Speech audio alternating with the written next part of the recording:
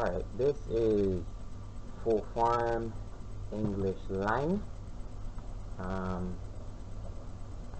I will be starting at chapter 1 of the, let's say, syllabus, and I'm going to go chronologically down the entire syllabus through all of the units.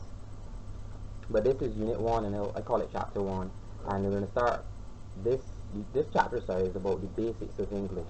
I probably won't be able to finish everything today because it's a lot to cover, but I will cover paragraphing, punctuation, and looking or trying to understand what is your purpose and audience. Alright?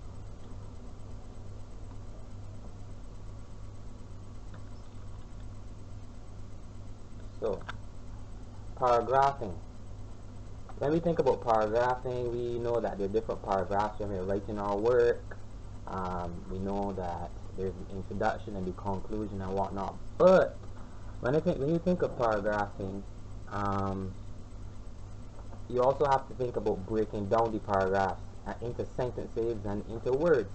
And all of this compiled will then give you a paragraph, and in the long run, a good essay. So, in paragraphing, they're going to be dealing with sentence structure and making sure that your sentences have a logical order and that it makes sense in just this particular paragraph. Right? So paragraphs are used to arrange literature and set aside each new idea or point. The sentence in a paragraph should bring order and structure to it, and the first sentence in a paragraph is usually referred to as the topic sentence. And it should let the reader know what they can expect in the rest of the paragraph. So remember, each paragraph starts a new point, and each start of the paragraph should let the reader know what that point is going to be about. All sentences that proceed after should follow a logical order. Very important, because sometimes when you're writing, there's a disparity between what you're trying to say and actually what you write. So learning this paragraph and sentence structure and stuff like that will help you to write an essay that flows better and that a reader would more enjoy. So I want you to take about 3 minutes to read this extract before I go through it and break it down. It's about atom and how you break apart an atom. So I'm going to give you about 3 minutes just to read through it. Alright, and we're back. So, I trust that you've read through the passage and understand what it's talking about. And based on what I've said before, I'd already do a little mental, a little mental image of what the topic sentence is and how the sentences that proceed after link to each other. But I'm going to show you that now. So, this is the topic sentence. The atom is a tiny entity, highly armed by nature to resist attack. So we know that it's talking about atom, and that it's armed by nature to resist attack. But basically, just the fact that it says the atom, you know that whatever comes after this is going to be about an atom and how it is armed to resist these attacks. So the sentence that proceeds, using the word it, referring to the previous sentence, and referring to the atom. So it can be imagined, this allows us to know that we're talking about the atom. It can be imagined as similar to a walnut. So now we're comparing the atom to a walnut, with its distinctive kernel protected by a hard shell-like barrier. So whatever we say in the third sentence now should link to what we talked about. So we said to crack a walnut. So we said it's similar to a walnut. Now we're saying to crack a walnut. One's first impulse is to use a nut cracker. So one would think that a trip hammer might be used to smash the atom. So we're comparing the walnut and the atom and what is used to smash a walnut, and then thinking maybe it can be used to smash an atom as well, since they're so similar.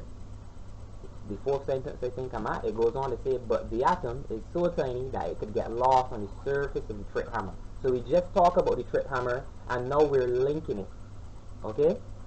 So, but we're also saying that we can't use the trip hammer the same way we would use it to crack a walnut, to crack an atom. And if you've read the rest of the passage, you will understand that you used a high-powered laser rifle or what have you to split apart the atom. Alright? But that's just a very, very detailed analysis of how sentences and sentence structure, and you use them to link to each other and whatnot. Okay, so I have another activity here.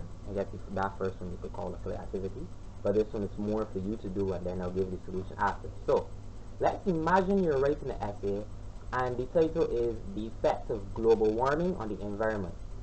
And then here are a few simple points that represent different paragraphs which can be used in this essay. So you have causes of global warming, that's 1 point for a paragraph. You have how do we define our environment, that's another point for a paragraph. And we also have ways to decrease global warming effects on the environment, that's the third paragraph. And D, what is global warming? And lastly, E, environment-related issues due to global warming. So you could imagine that if these were the points when you're planning, because you always should plan before you write an essay. You can imagine that these points are different essays, so different paragraphs, sorry. So you're going to write 5 paragraphs, it looks like, yeah, 5 paragraphs, and these are the points, the main points of what those paragraphs are going to be about. So I want you to take 5 minutes, well, 3 to 5 minutes, and rearrange these points in order of what should come first, so that your essay about the effects of global warming on the environment makes sense. I'm going to say that again. Write them in order, like what would be your introduction, or what should be the first point down to what should be the last point of these 5 points here. When you think about the effects of global warming on the environment, just put it in an order that makes sense. There's only one order here that makes sense, but it's a very simple example though, however. Alright, so I'm going to give you 3 to 5 minutes to do that.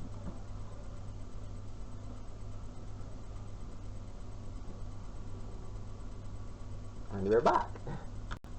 So here's the correct order. Is as follows. This is the solution. So our first paragraph should be what is global warming, because if you look back at what the topic, the title is, it's the effects of global warming on the environment. So if you were wondering if you should write how do we define the environment or what is global warming first, if that maybe was a little issue for you, thinking, well, aren't both of these interchangeable? Then you look at the order in which they're written in the title. You're talking about global warming first, and then its effect on the environment. So you have to first let the writer know what is global warming. Suppose sorry, not the writer, the reader. Suppose the reader doesn't know what global warming is, and you just start talking about all these effects. Then you have lost the reader from the first paragraph. Alright? So, first paragraph, what is global warming? And then also you have to remember that even though we're just dealing with paragraphing right now, in the paragraph itself, there are different sentences, and you're going to have subpoints.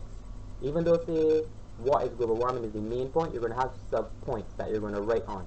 So it'll be easy to make an example in a different paragraph, so I'll do that.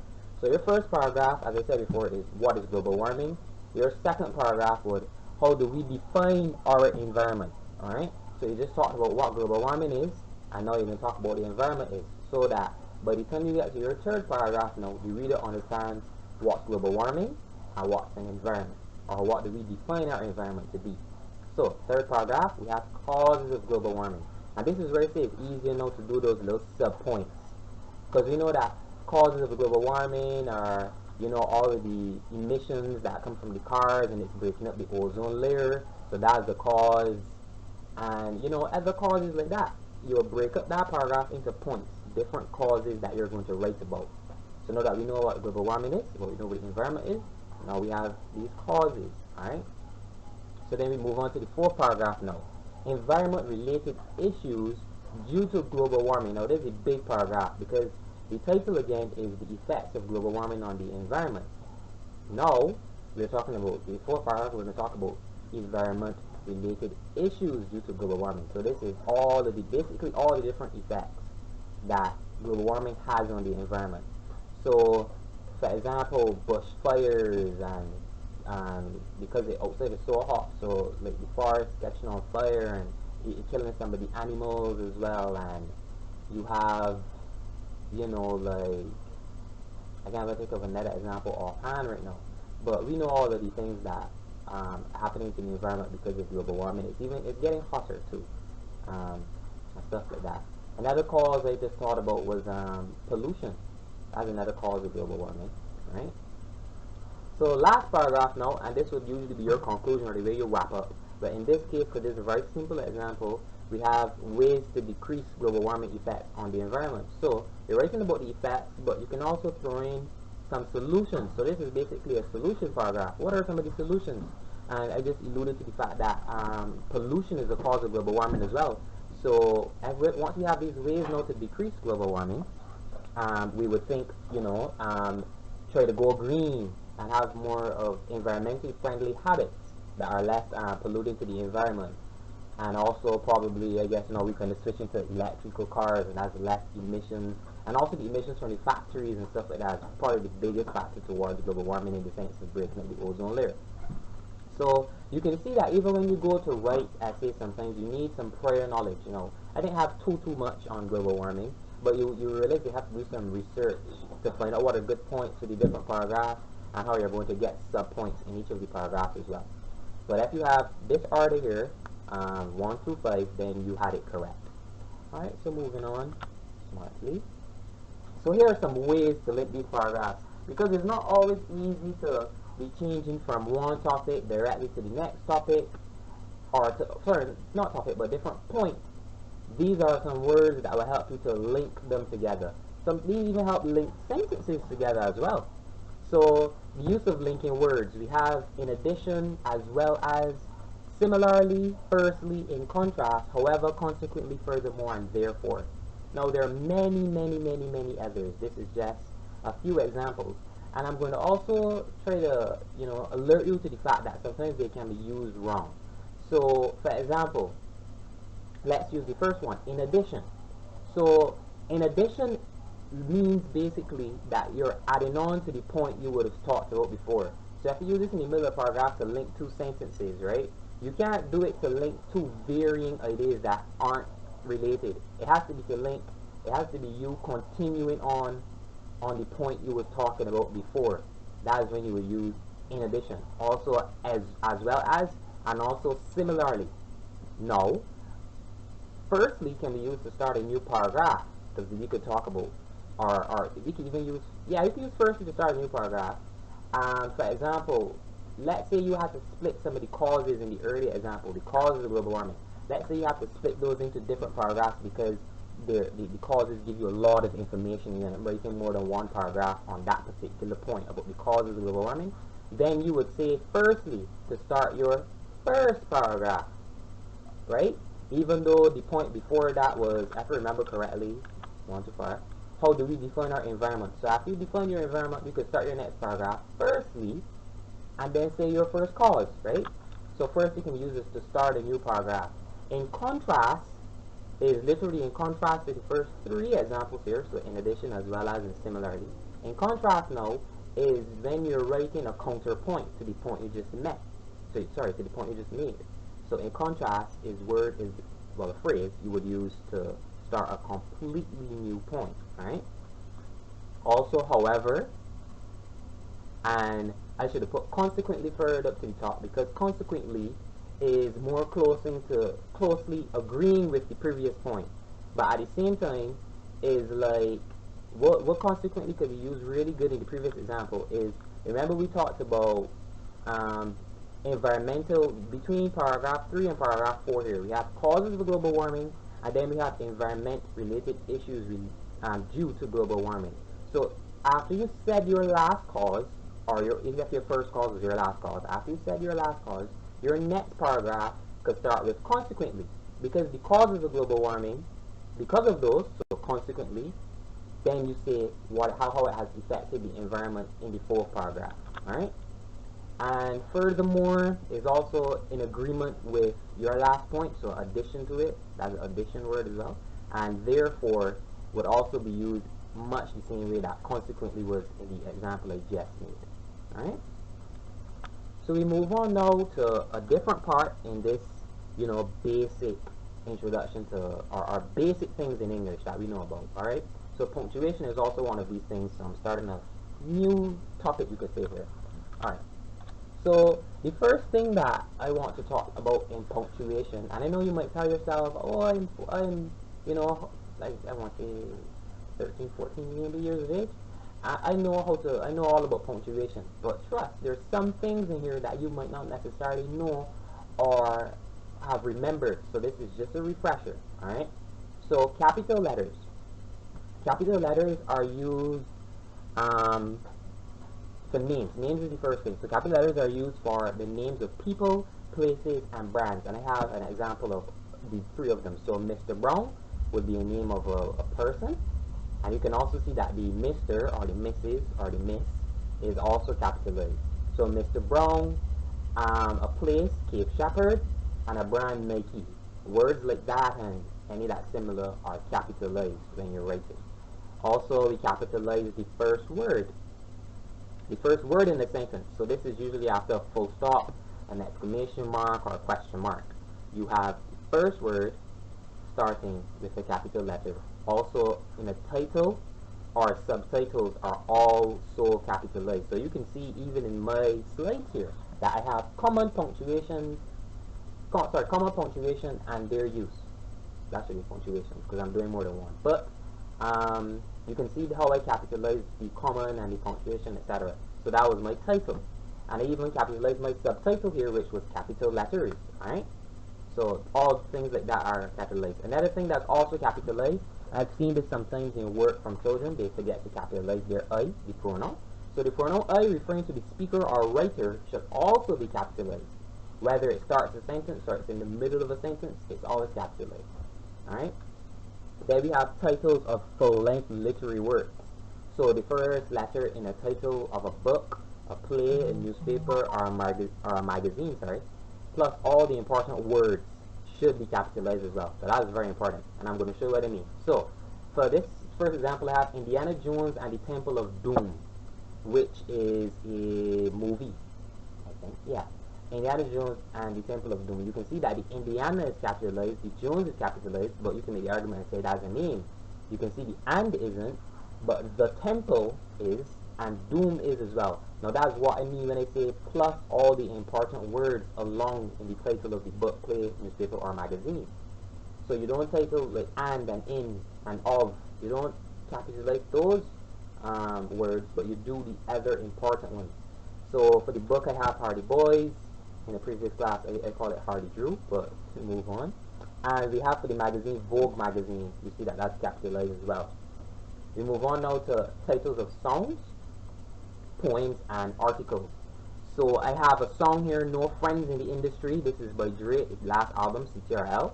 And you can see that the no, the friends, the in is common, and then the industry is also capitalized. And for the poems, I have No Man is an Island. That's a very, very popular poem. If you have a chance, I'd advise reading it as well. And for the articles, however, I didn't put an example for that, but you can think of it when you're looking in newspaper and you see an article, it's always capitalized, alright? So, titles for people. This is my last one here. So, when a title comes before a name, you capitalize it. For example, a title like Reverend. So, you know, you had Reverend Jones or Reverend John, whatever his name is. Reverend, the title behind his name, is capitalized, as well as Prime Minister or even Governor General. Alright? Those titles are capitalized as well, and any other important ones. Alright, so moving on. We have our three major punctuations which end sentences. We have full stop, question mark, and exclamation marks. Full stops are used to mark the end of a declarative sentence. Now I want to make a very differentiation here between a declarative sentence and exclamatory or sentence that's a question, because that's where you use the other two punctuations, the question mark, exclamation mark. So declarative meaning a normal, we would say, is a normal sentence. So if I said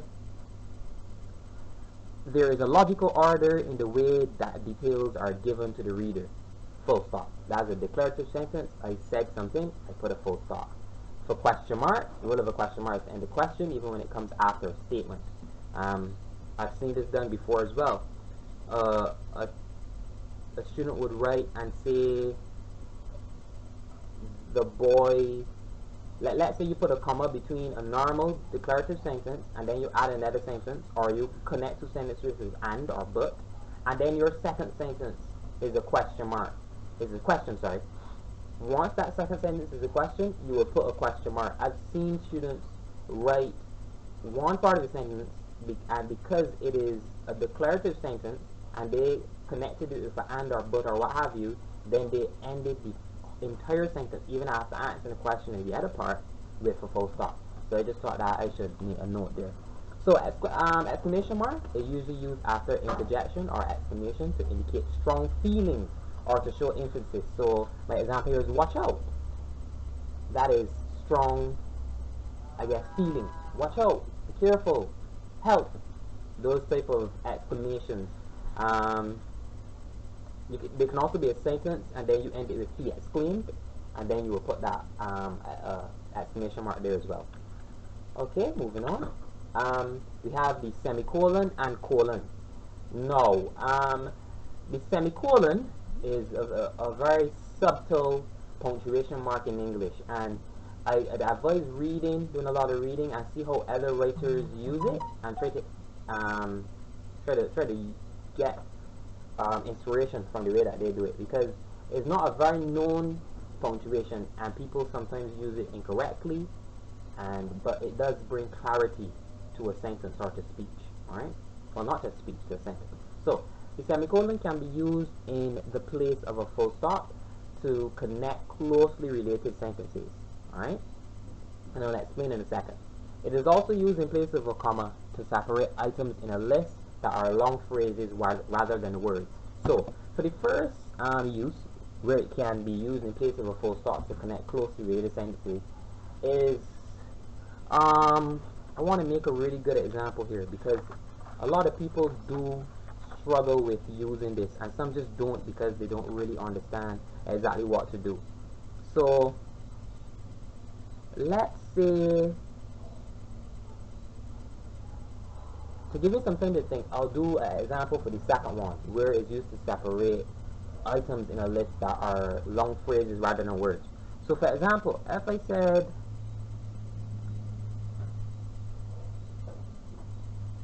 here are a list of phrases that you can use in an essay, for example. So I'm writing this, here are a list of phrases. I would put a colon and then say what those phrases are. Usually when you use a comma to separate items in a list after you're about to list, you would use a comma to separate them. But in this case you use a colon because it's longer phrases. I guess that's the best way to explain it. Instead of just being little words or like or like small phrases like it is, or sorry, or a book, a table, you would use a comma in those cases, but for longer ones you use a semicolon. And then for the first example, where it's used in place of a full stop to connect closely related sentence, is if I were to say, the first book I read was really interesting.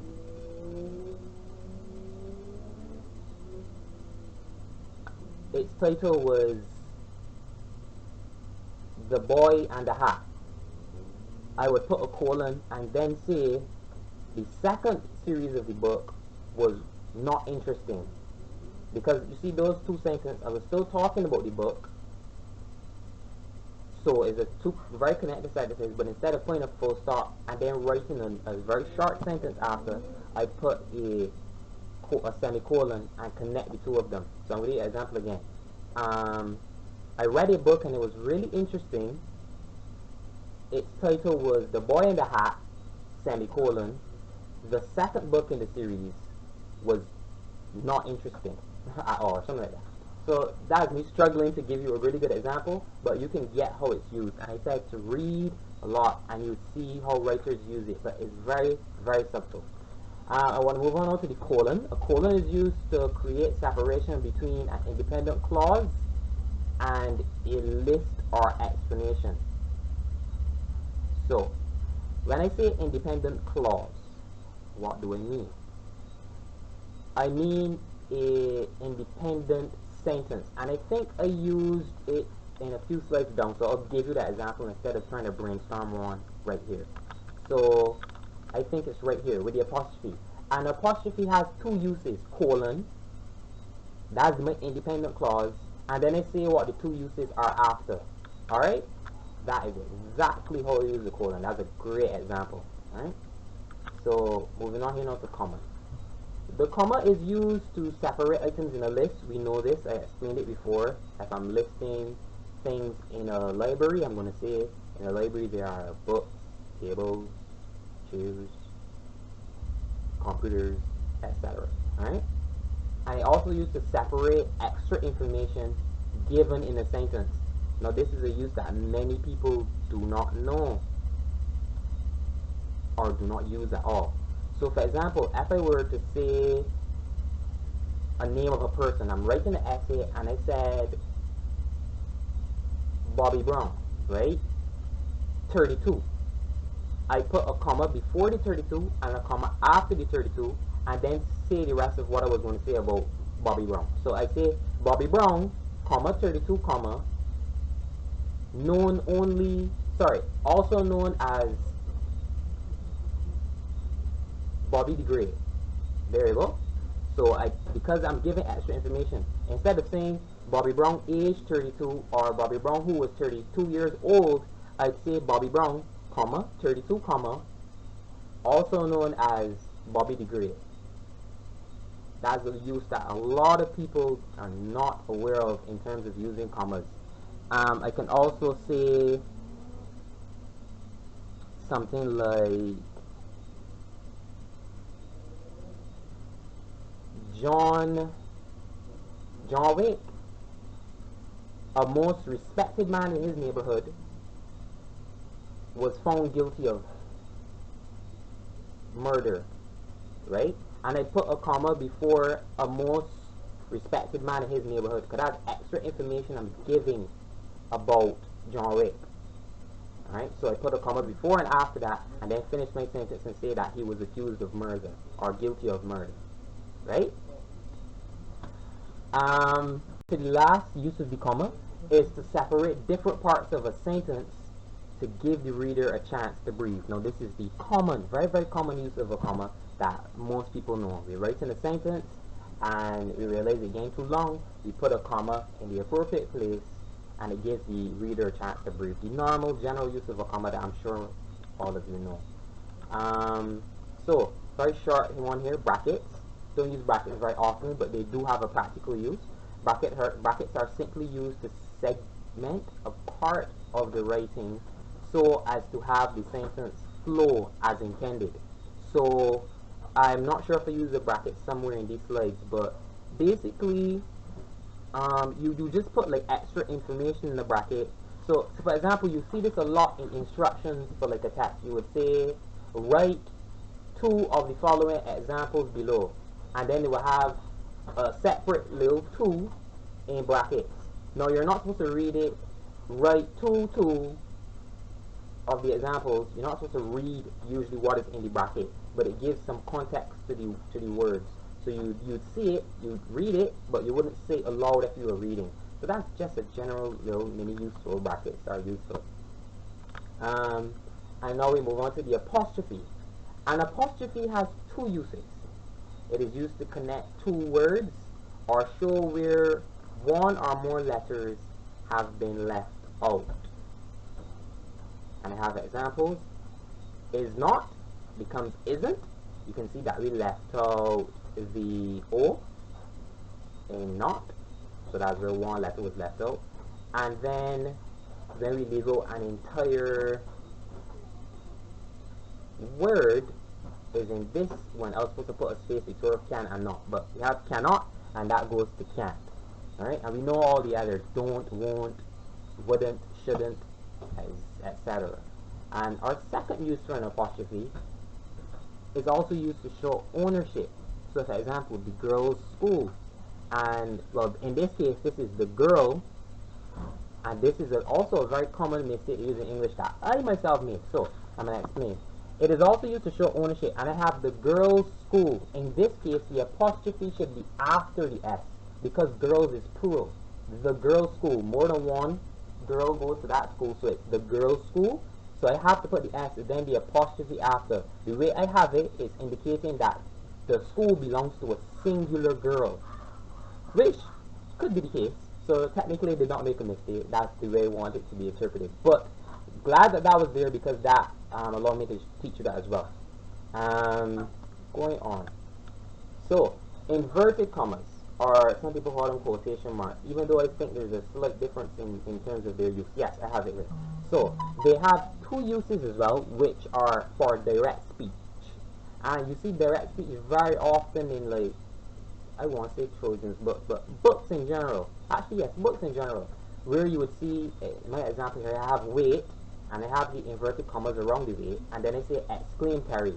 You see this a lot when you're trying to use direct speech of somebody else in your work. So you would say that it's not safe to go that way, said John, and then you use your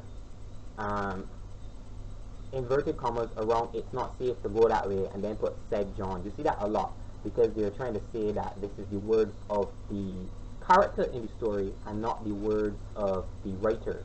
So that's direct speech. And then the next use for them, and you can see that they look a little different. One is in direct speech, there's one. In quoting now we have two. So for quoting, and I think some people refer to the two of them as quotations, I refer to the one as inverted, but I'm not entirely sure, so don't quote me on it. No pun intended. So for quoting writings or speech of others, and then my example here is to use the legendary words of Martin Luther King, comma, I have my quotation marks and inverted commas, I have a dream, because that's what he said and it's not my words. So if I was writing this in a essay or article or whatever, journal, doesn't matter, doesn't matter, I put his words because they're not mine. I'm quoting from him. I put those around whatever he said. And Martin Luther King said, "I have a dream." No, I want to really stay here and put emphasis on this, because as you get older, especially I want to say sixth form into university education, you're going to find yourself quoting the words of people a lot. In a lot of projects and other things that you're doing, you're going to do a lot of quoting of other people, especially for like research essays and projects and stuff like that. And even in argumentative essays, you should be quoting person's words. If you read and got inspiration, say you're arguing about a topic, about, let's say you're arguing about gender or something like that, and you read the writings of somebody else, and they had a really good point that they said about gender that you want to use in your work, you would use these inverted inverted commas / quotation marks to segment their words from what is actually your work. And you find that this is done heavily a lot later on, especially in studies, to not plagiarize, because using other people's findings or work that they studied and wrote and stuff like that is actually plagiarism. And you use these quotations to show that you're not plagiarizing, you're just using their ideas in your work. Alright? So I move on here now to, let me check the time, 15 seconds. Okay, in good time. So moving on here now to identifying the purpose and audience. Right? This is a very short little part, and I think I have two exercises in it to make it a little more involved. Well, to help to get you a little more involved. So, identifying the purpose and the audience. The purpose is the intended purpose. There's always an intended purpose in writing or advertisement, in anything. Any words you see, there's an intended, well, most of the time, once it's something that's actually something like a advertisement, a book, a journal entry, a project, work statement, whatever, there's always a purpose. There's always a purpose to writing, and there's always an intended audience. Alright? The intended audience are the people who it is intended to, or be geared towards. Not saying that other persons can read it, but sometimes it's for a particular demographic in the world. Alright? And the purpose, there's always a purpose for it, whether it's to inform, whether it is for recreational purposes, to make laugh. There's always a purpose. Alright? So I have 4 things here, 4 different types of, I guess, writings you can say. And I'm going to give you 5 minutes to decipher or say what you think is the purpose of it, and then also say what is the intended audience. So I have four things: a work report, a letter to a pen pal, a menu, and a job application. I want to know what is the purpose of this work report, letter, menu, job application, and I also want to know what would be what you think would be the intended audience. So I'm going to give you 5 minutes. Those that are watching, I guess you could pause and do it, and I'll come back and give you the solution. Alright, and we're back. So, a work report, I'm going to go to the solutions here. A work report, the purpose of this is to inform. A work report is always to inform on the work or what happened.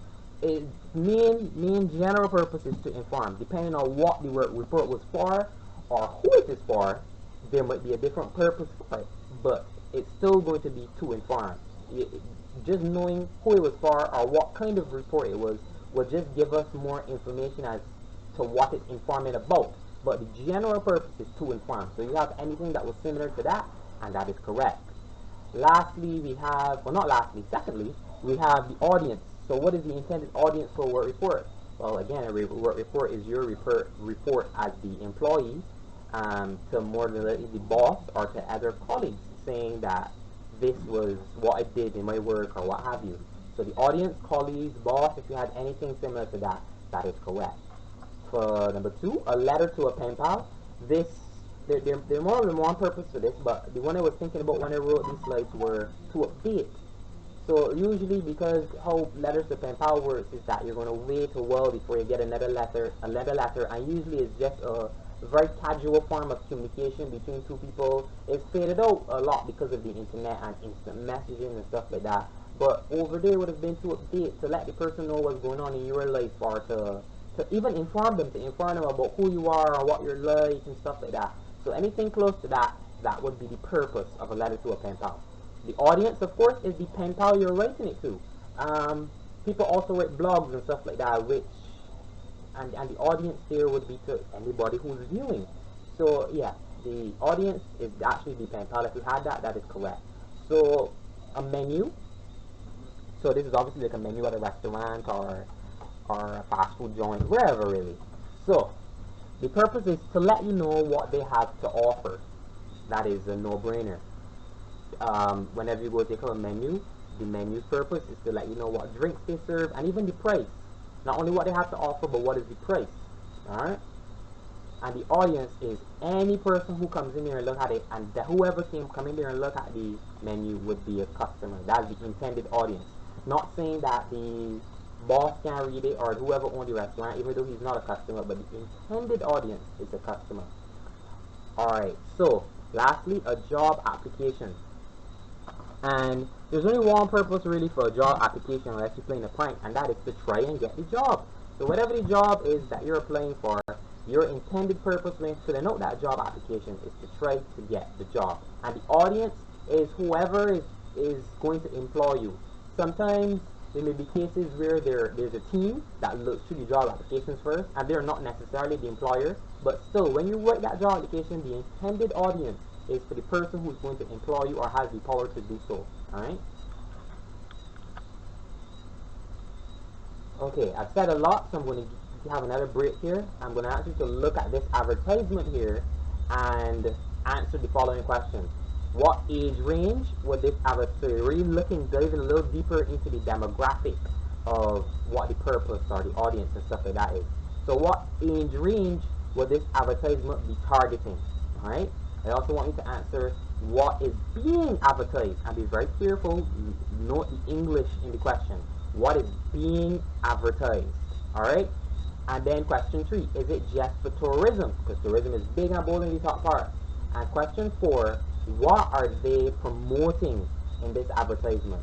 So I'm going to give you 5 minutes. You can pause if you're watching it via the recording and answer these questions.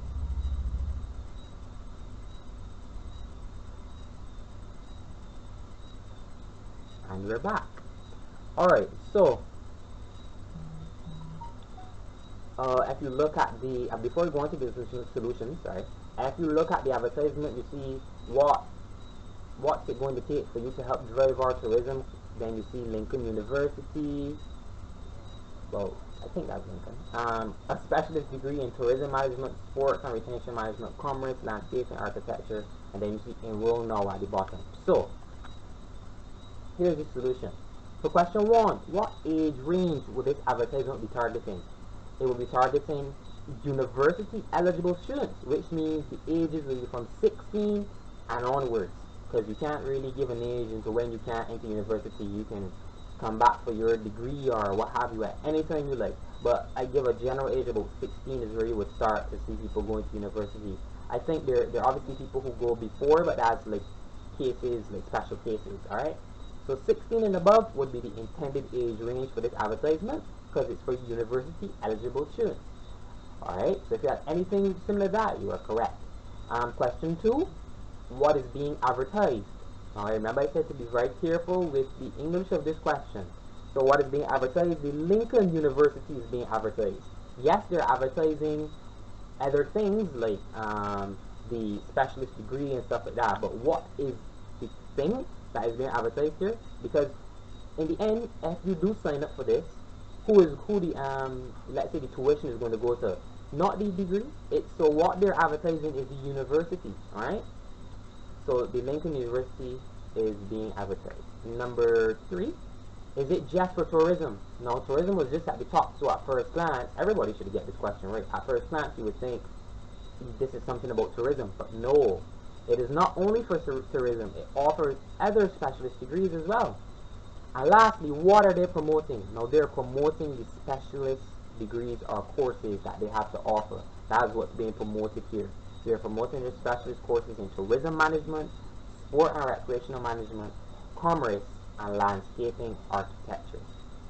Alright, so we've covered 3 things here. We've covered paragraphing, we've covered punctuation, and we've covered what would be the purpose and the audience of writings.